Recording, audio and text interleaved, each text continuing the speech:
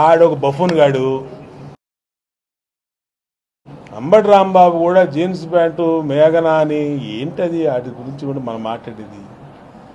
ఆడి సన్నాసుడు నేను కూర్చుంటే నా పక్కన కూర్చొని నేను మొన్న ఓపెన్గా ఒక ప్రోగ్రాంకి వెళ్తే ఆడొచ్చి నా పక్కన కూర్చొని నన్ను కావాలంచుకొని ఆడ ఎలెక్ట్ అవడం కోసం నన్ను ఏదో చేద్దాం అనుకుంటే నన్ను ఎవరు ఏం చేయలేరు.